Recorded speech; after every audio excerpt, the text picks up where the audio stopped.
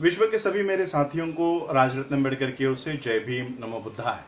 आज मैं आप लोगों को एक विशेष जानकारी देने के लिए ये वीडियो बना रहा हूँ और ये जानकारी ये है कि पिछले 2 दिन पहले यानी पिछले मंगलवार को 28 या 26 अप्रैल 2020 को यूनाइटेड नेशंस के USCIRF इस धार्मिक अल्पसंख्याकों के सुरक्षा हेतु बनी हुई ये जो समिति है United states commission for international religious freedom, इस संस्था ने विश्व की धार्मिक अल्पसंख्याकों को सुरक्षा प्रदान करने वाली इस विश्व की संस्था ने भारत का रिपोर्ट तैयार किया है। आप लोगों को जानकारी होगी कि मैं पिछले साल 27 सितंबर को हम लोग यूनाइटेड नेशंस में जब इस देश के प्रधानमंत्री मिस्टर नरेंद्र मोदी वहां पर जाकर भाषण देने वाले थे और भारत की सारी बातों को वहां रखने वाले थे, तो इसकी जानकारी हमारे पास 3 महीने पहले 4 महीने पहले आ गई थी कि वो 22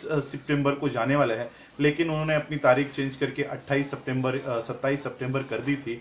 तो हम लोगों ने पहले से ही 3 महीने पहले से ही Shri Guru Ravidas Sabha of New York, Begampura cultural society of New York और मैं यहाँ से भारत से कोऑर्डिनेट कर रहा था।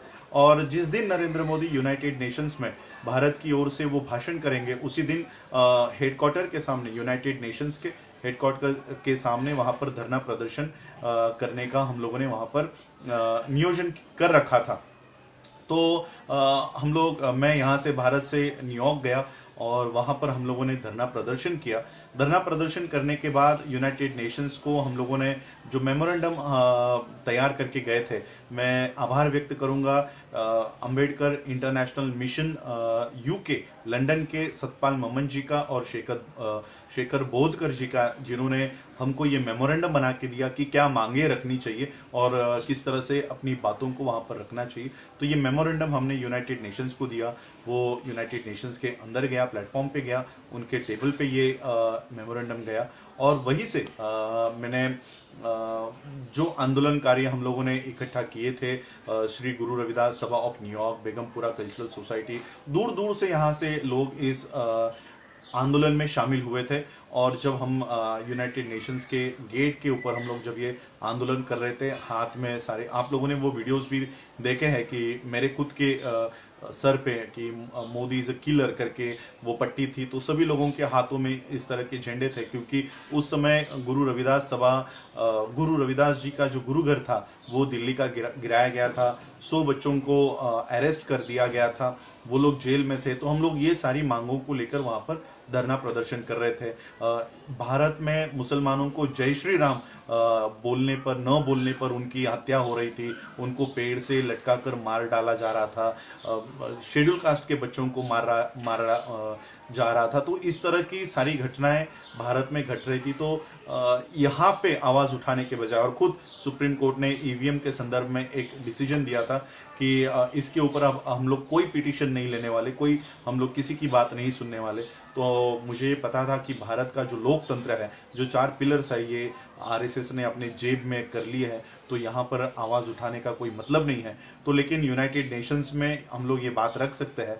और एक वीडियो मेरे YouTube पे आज भी वो वीडियो होगा, 2018 के साल में मैंने बनाया था कि USCIRF ने एक वीडियो रिलीज किया था और उन्होंने बताया था कि वो भारत में आके धार्मिक अल्पसंख्याकों के परिस्थिति के बारे में जानना चाहते हैं, लेकिन भारत की जो एम्बेसी है वो उनको यहाँ पर आने से रोक रही है और उनको वीज़ा नहीं दे रही है।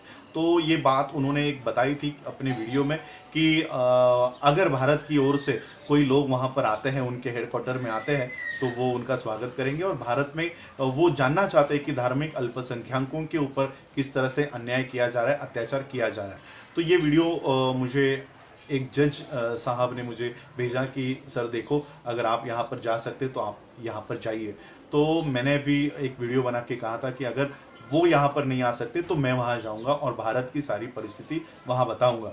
और फिर मैं ये 27 सितंबर का जो आंदोलन था, ये आंदोलन करने के बाद वहीं पर आंदोलन में वॉशिंगटन डीसी से एक साथी आए थे जिनका नाम परमजीत माही जी है।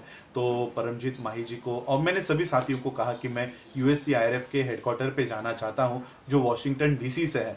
तो हमारी मैडम वहां पर थी, चंचल मल मैडम जी, जिनकी वजह से मैं ये सारी न्यूयॉर्क के साथियों से मिल पाया। पिंदर पॉल जी, जिन्होंने मुझे स्पॉन्सरशिप की और 10 साल का वीज़ा मेरा यूएस का लग गया। अब मैं 10 सालों में कभी भी यूएस में आ जा सकता हूँ, न्यूयॉर्क और पूरे यूएस, यूनाइटेड स्टेट्स में, वॉशिंगटन डीसी हो, कहीं पर भी आ जा सकता हूँ। तो पिंदर पॉल जी का भी मैं दिल से शुक्रिया अदा करता हूँ कि उन्होंने उनके जो फाइनेंशियल स्टेटमेंट्स थी वो जोड़ने के बाद मुझे ये यूएस का वीज़ा लग गया। तो उनका भी मैं तहे दिल से अभिनंदन करता हूँ, आभार व्यक्त करता हूँ। चंचल मिल जी का आभार व्यक्त करता हूँ कि इनके वजह से ये इतना बड़ा प्लेटफॉर्म मुझे हासिल हुआ। और फिर परमजीत माही जी ने कहा कि वो खुद वॉशिंगटन डीसी से है और वो बाय कार आए हैं। बाय कार 5 घंटे का वो रास्ता था, 5-6 घंटे का रास्ता। तो उन्होंने कहा कि आप मेरे साथ चलिए, मैं आपको उस यूएससीआईआरएफ के हेडक्वार्टर पर लेकर जाऊंगा। और फिर 1 अक्टूबर को मुझे हैरिसन एकिन्स करके जो पॉलिसी एनालिस्ट है, जो इंडिया के ऊपर उनको स्पेशल जिम्मेदारी दी गई है, तो उन्होंने मुझे अपॉइंटमेंट दी। और फिर 1.5-2 घंटे तक हमारी वहाँ पर चर्चा चली। खुद परमजीत माही जी भी मेरे साथ इस चर्चा में थे और उन्होंने भी भारत में क्या क्या हो रहा है, मैंने भी भारत में क्या क्या हो रहा है, ये सारी बातें वहाँ पर बताई। और Satpal Momanshi Ambedkar international mission UK के माध्यम से उन्होंने जो मुझे मेमोरेंडम तैयार करके दिया था वो मैंने वहाँ पर सबमिट किया। और हैरिसन एकिन्स जी ने मुझे विश्वास दिलाया कि आने वाले जो साल में है वो इंडिया के ऊपर ये रिपोर्ट बनाएंगे। अब ये रिपोर्ट उन्होंने रिलीज की है, ये जानकारी देने के लिए मैं ये वीडियो बना रहा हूँ। भारत के सभी मीडिया ने इस रिपोर्ट का बहिष्कार किया है, बॉयकॉट किया है। कोई भी मीडिया ये रिपोर्ट नहीं बताना चाह रहा कि इस रिपोर्ट में क्या लिखा है, और इसलिए ये वीडियो बनाकर मैं आप लोगों को बताना चाह रहा हूँ कि ये रिपोर्ट में क्या लिखा हुआ है। सबसे पहले तो ये जानकारी देना चाहता हूँ कि USCIRF, United states commission for international religious freedom ने यह कबूल किया कि भारत में धार्मिक अल्पसंख्यकों का उत्पीड़न हो रहा है, उनकी हत्याएं हो रही है। जय श्री राम न बोलने पर उन मुसलमानों को मारा जा रहा है, शेड्यूल कास्ट के बच्चों को मारा जा रहा है। ये उन्होंने कबूल किया। और कुछ चर्चेस के ऊपर, क्रिश्चियनों के ऊपर भी हमले हो रहे हैं। तो ये उन्होंने रिपोर्ट में कबूल किया कि हाँ, कि भारत में इस तरह का माहौल बनाया हुआ है और भारत को countries for particular concern CPC यानी विशेष ध्यान देने योग्य देश के सूची में यूएससीआईआरएफ ने भारत का समावेश किया है।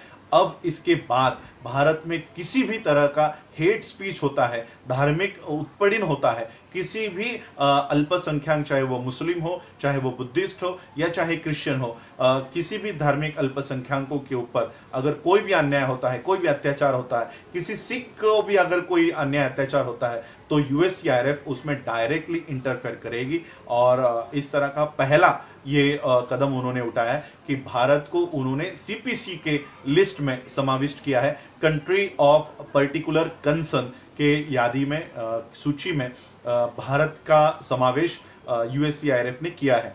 दूसरी बड़ी बात, जितने भी ऑफिशियल्स मोदी सरकार के हैं, जितने भी